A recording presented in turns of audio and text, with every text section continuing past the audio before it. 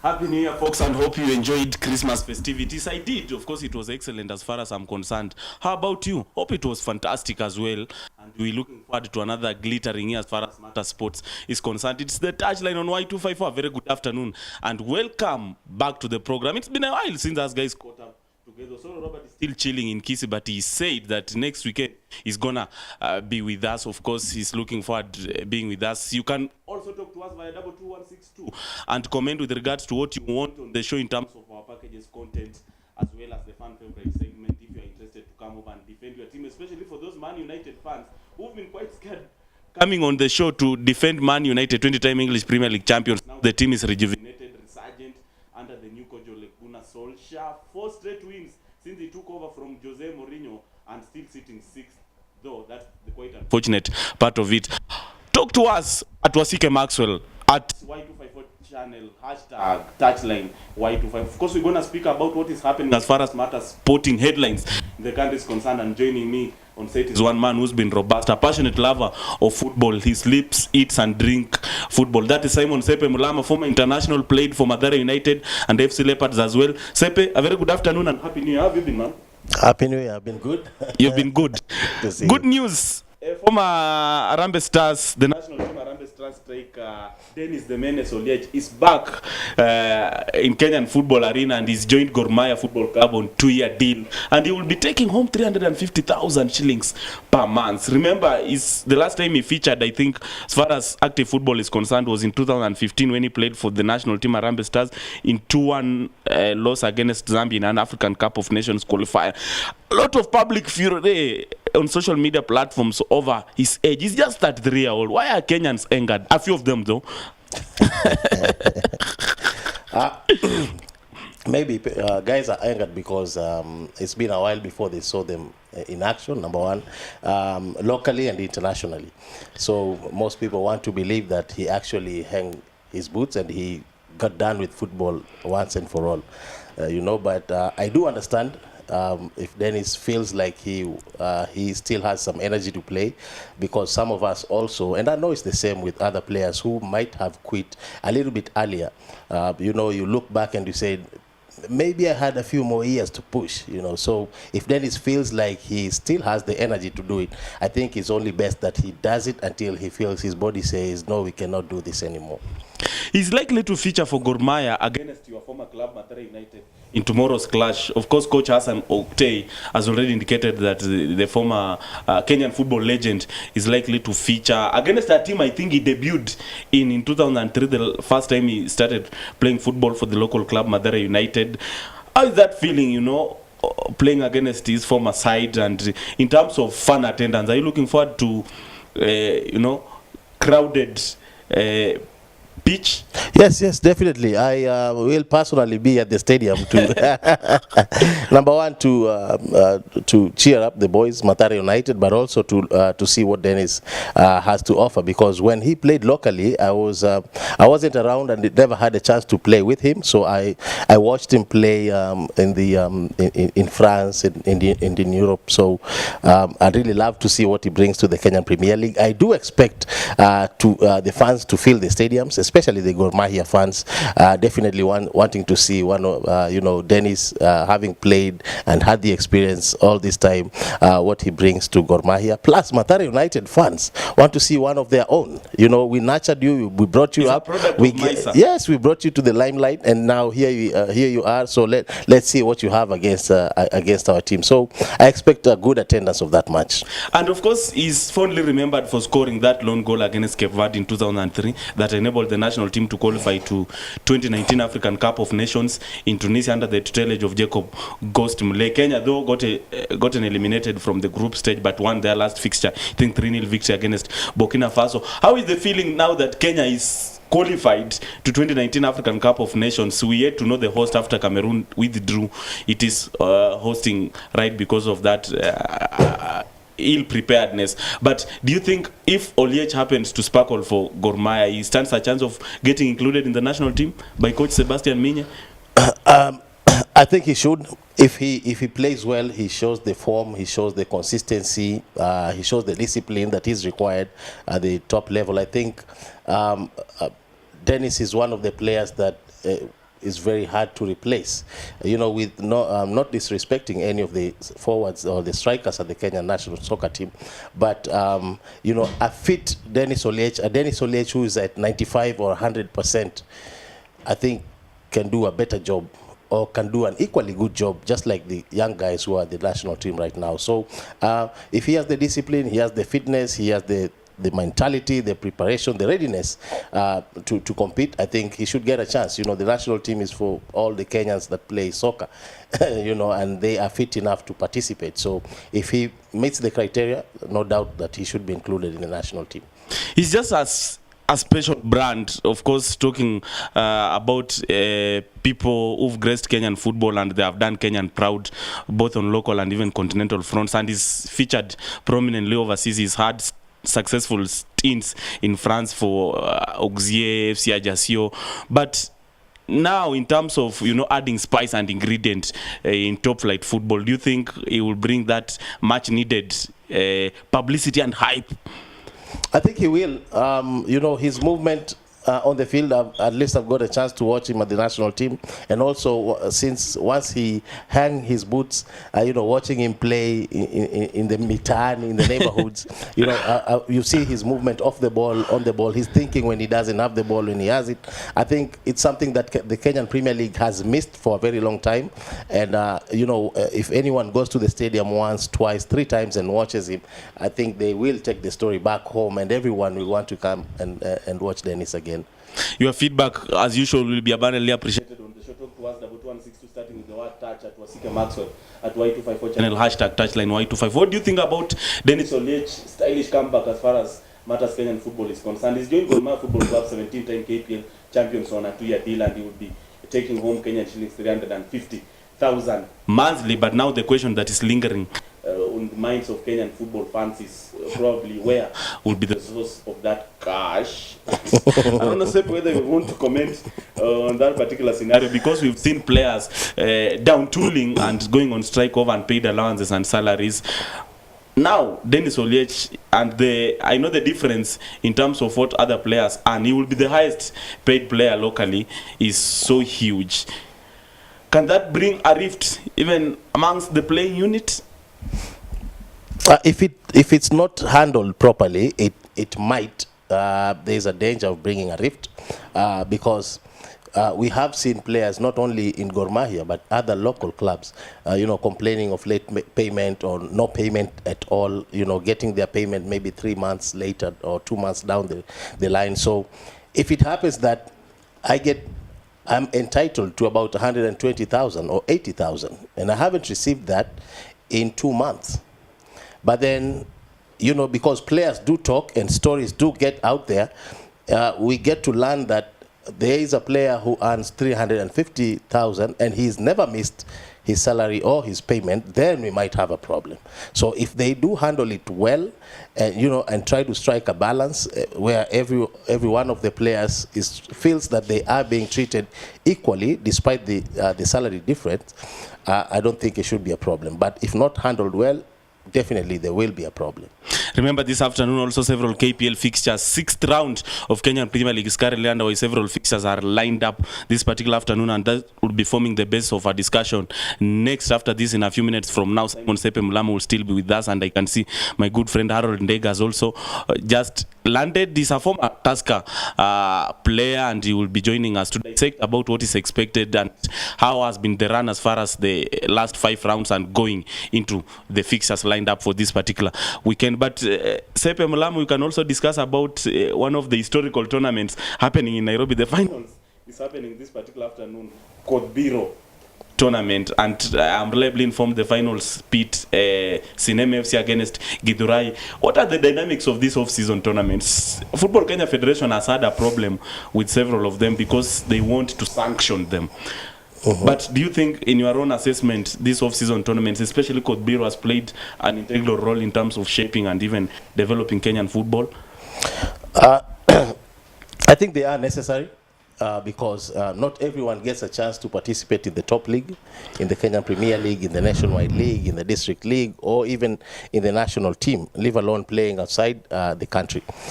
So I think they are necessary, at least to give that feeling of belonging to some of the players and the different teams that they do represent.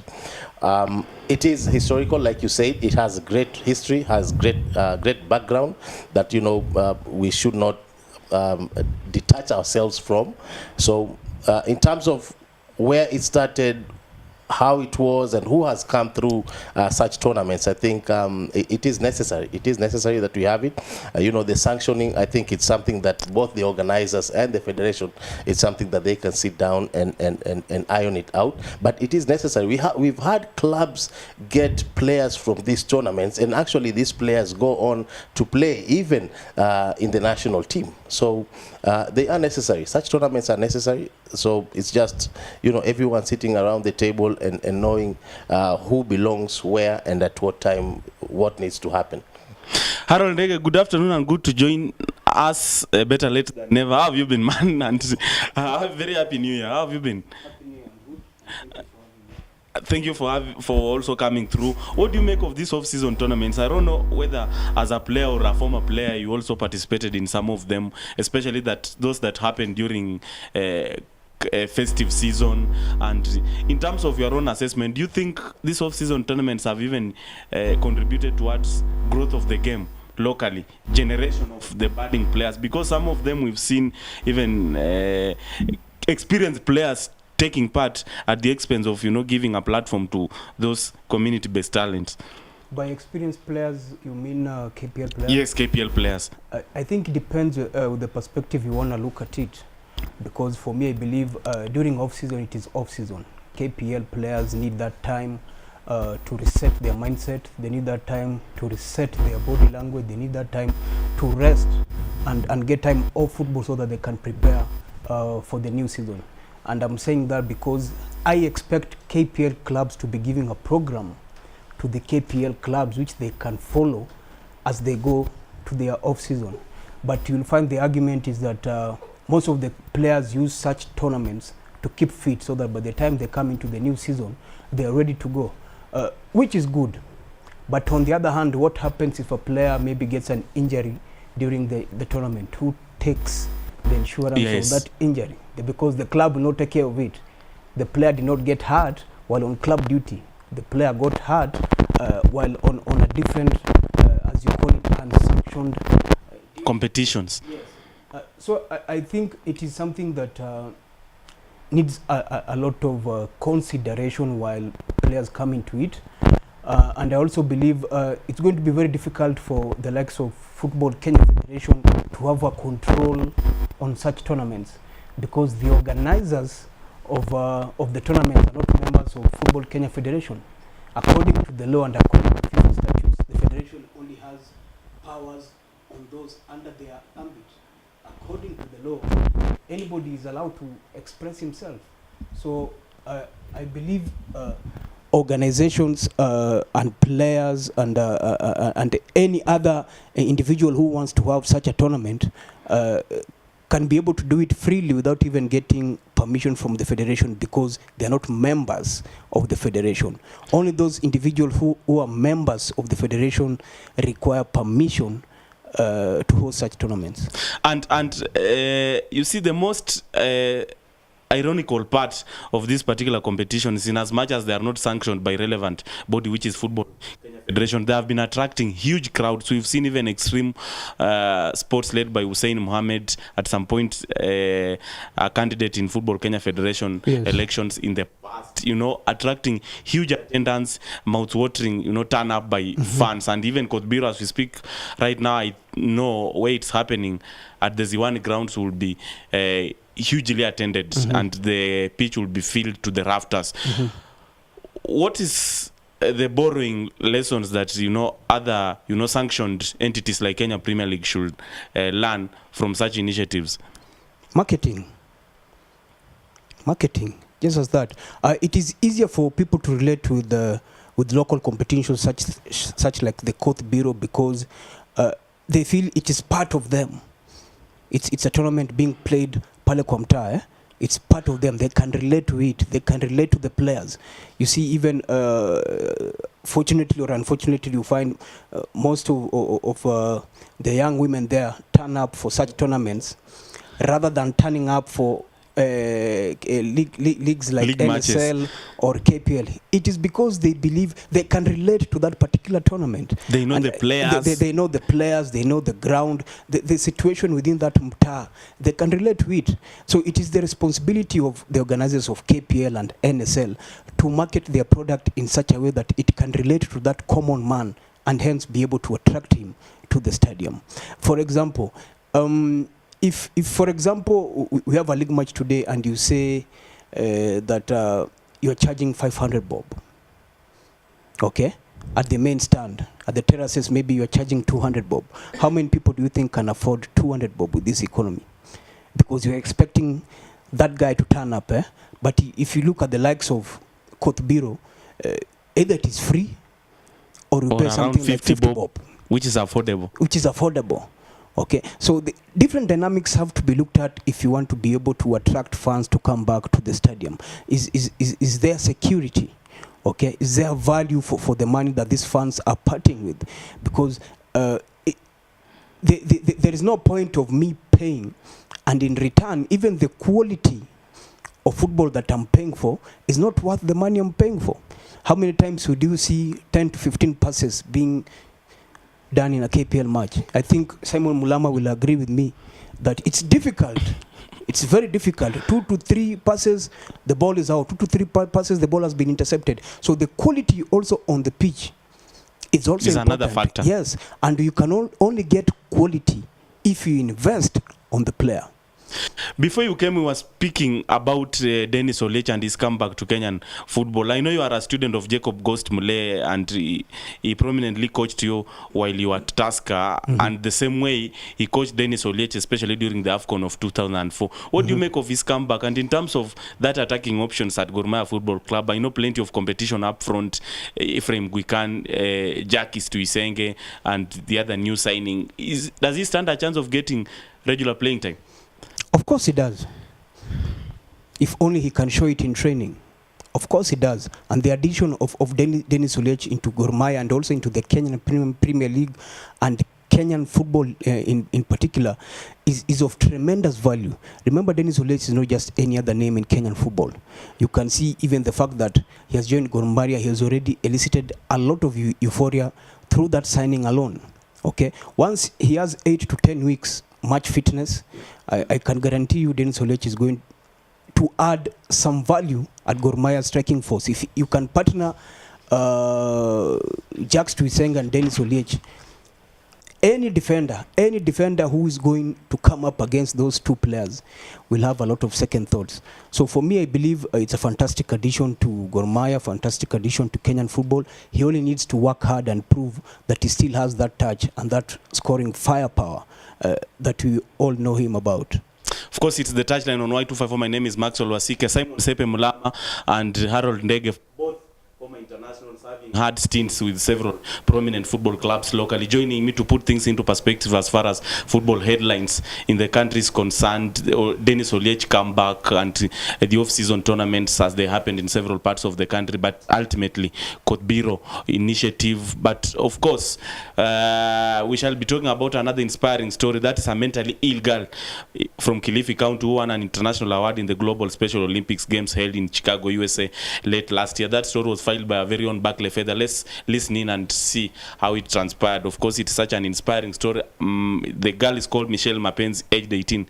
She just completed standard 8 after learning at the Conjora Primary School in Kibarani. Of course, I'm being told that story is not yet ready, but in a few minutes it will be relayed. But before that, of course, KPL, several fixtures underway. Simon Mulama, maybe in terms of the run during the previous 5 rounds, what do you make of the run so far and the contention? Remember, Gor Mahia Football Club, the defending champion, started getting beaten Yes. by Bandari in their first time. Yes. I think it hasn't had the spark that and sparkle that everyone expected, and I think it's normal because this season started during this festive season, and everyone was thinking about the holidays and Christmas, and not a lot of people are talking about the Kenyan Premier League having started and even being in its fifth or sixth round. I've had a chance to go to the stadium and watch some of the teams, and you can see the players. Still, the fitness doesn't seem to have kicked in as you might expect. Number one, number two, the flair, the touch. The skill, the talent, and the application of this talent and skill plus technique has not yet come into the teams and most of the players. So you look at most of the matches and the speed, the tempo is very low. There is no excitement in the teams or even at the stands.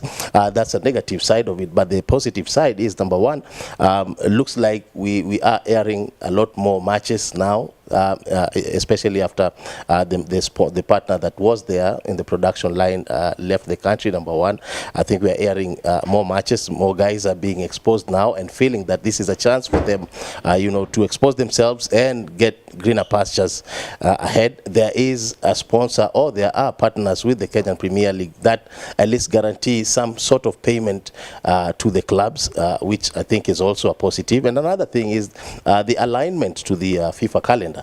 Such that our transfer window matches everyone else's transfer window around the world, number one. And once this is done, and maybe we get to the end of it, we will run a league that will run concurrent or the same time with everyone else around the globe. So some positives, especially where we've started, where we are, but in terms of the quality, I think it's still not as we expected. Definitely some good signings. I saw a kid from Nakuru, Peter Thiongo, yes, signed by Kakamega Homeboys. Very talented. Very, very talented. I think we should watch out for this kid, and if he's nurtured well, I think these are some of the players that will be representing us in years to come in the Kenya national team. Don't forget James Kinyanjui, also Mathare United, great signing, great talented kid, natural left foot. Some good stuff, but it hasn't got the momentum that we expect it to have at such a point, especially considering that the break wasn't too long. That the guys, you could say that the guys haven't got their fitness back and their concentration back. Your former club Mathare United has had a good run. Francis Kimanzi, who is also in charge of Harambee Stars under 23, has been a pivotal factor in charge of the Slum Boys, 2008 KPL champions. They are still leading the pack with 13 points after 5 matches. Do you think if they maintain the same momentum, they can be favorites for KPL crown? Yes, this could be. They could have a chance. If you look at most of the leagues, and through experience, I think my friend and yourself will agree with me, for the most part, the winner of the league is determined at the end of the first leg. For the most part, you accumulate a good number of points, you get a good number of wins, you reduce the number of injuries, you rotate your squad well enough, you remain fit, ready for the next leg. And I think coming into the second leg, the first few matches just cements everything for you. And that is what Kimanzi has done. And I think what is working for him is that he hasn't had so many changes coming into this season. He only signed 3 new players. He signed James Kinyanjui. He got Samuel Semo, who is a product of Kariobangi Sharks, then played for Talanta before KCB and now Mathare United. And the other day they've signed the former goalkeeper from Thika United, Owini, I think. And then there's a U17 kid that plays as a central midfielder, Alan Odhiambo, that was signed. So he hasn't really changed the squad much. He has been with the team. I think this is the 3rd year, if I'm not wrong. He has been with them long enough for them to understand how he wants them to play. So they now getting to understand his style of play, his discipline, the attitude that they need to have to be players for Mathare United, number one, and also to be winners. So I think he's doing everything right. And if he keeps the same momentum, I think they are great contenders this season. We know Mathare United, they start off well and then dip. But then if they keep the same momentum, considering the environment that the team has been set up in, I don't see anything that can stop them from winning the league this season. Harold, over to you. Of course, your former club, Tusker, is playing this particular afternoon against Sofapaka, which has not been in good form after, the new coach who left, Nakumat, took over. Despite their talented attacking department led by the likes of Stephen Waruru, Kefa Swani, not sparkling performance, not a lot of goals being scored at the Vatoto Bamungu, but they are playing Tusker, which is third on the log. What do you make of the dimensions of that particular game? Robert, the bullish Matano, do you believe is the man to take Tusker to another level in terms of winning accolades for the Brewers? Of course, because Matano has won the league with Tusker FC before, so it is expected of him to guide the team into another title challenge and eventually win the title. But it's not going to be a walk in the park, as we all know. Tusker has had some issues before. I believe they are still sorting out those particular issues. My only concern is there are additions into the squad. Most of the players, apart maybe from Michael Madoya, are not in the first team. That's a very big concern. If you are beefing up your squad for a new season and most of those players you are signing are not in the first team, then it means they are not of good quality. So most likely the performance may not be above what you had achieved in the previous season. But that's not to say that Tusker might not get the results that they require. Robert Matano is a very experienced individual. He has the know-how of how the league operates. He has the know-how of what is expected of the players to win the league. So I believe he has started well, which is key in any season. So going forward, even as they prepare to play Sofapaka, which is not an easy fixture. So remember, Sofapaka has a very good record against Tusker FC. They also have their own challenges, but I believe they also have very experienced players who on any given day, they can get the right results. So going into this match, for me, maybe a draw. I mean, I look at the performance of Sofapaka in the past 3-4 matches. It is not up to par, so I do not expect them maybe to mount a serious challenge as they go into this match. Maybe because now they are facing one of the big teams of Tusker football, like Tusker Football Club. They might rise to the occasion. Tusker hasn't started very well. I think they've won only 2 matches, I think. And talking about acquisition of several players, but most of them not getting involved. KCB is another team that has been elevated to top flight from National Super League. Signed a lot of players that and dropped those players that helped them get promoted to the top flight. As we speak right now, assistant coaches led by Ezekiel Akwana have been fired due to what the club management say is interference with the technical bench and causing discomfort on the technical bench led by Franco Una, the former Wazito tactician. They are playing Kariobangi Sharks, another stubborn side, and considering its continental exploits under William Mluya, they have won SportPesa Shield and they have risen through the ranks. Not several people have expected Sharks to be here, despite their close association with one of the football bosses in the country. What do you make of that tie? Sharks against KCB. And do you probably believe that Akwana's departure is justified? His forced departure? Somehow there's a lot of politics in Kenyan football, a lot of it. And 4 matches into the season, for me, I still do not understand how there can be interference from subordinates to the head coach. Furthermore, as I understand, Ezekiel Akwana is an appointee of Franco Una. They are friends off the pitch. They are friends on the pitch. So I believe by the time Coach Franco Una brought Ezekiel Akwana into the club, he knew Ezekiel Akwana is going to add some value into his coaching. So for me, it's difficult for me to understand. All of a sudden, and we are still young into the season, 3-4 matches. All of a sudden, the assistant coach is sabotaging the head coach. The only concern which you've pointed out for me is the players they had while they gained promotion into the league. Some of them were dropped, and I believe there should have been continuity as they move into the Kenya Premier League.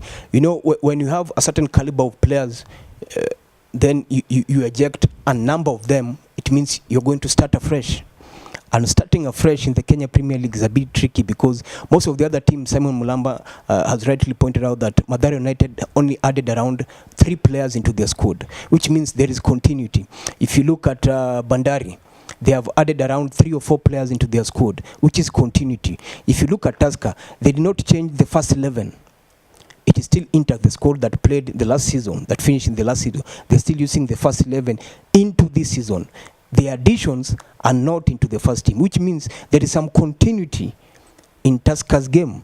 Okay, but if you look at KBC, once you start ejecting some of the players who helped you gain promotion, you're spreading even some wrong message into the dressing room, because as players we talk.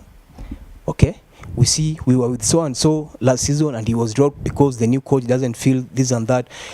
There is that sort of tension within the dressing room, and as players they tend to revolt against some decisions which they view they do not like or is unacceptable to them. So that might be the problem at KCB. I don't think the problem at KCB has got anything to do with coaching. I don't think at all it has got anything to do with coaching.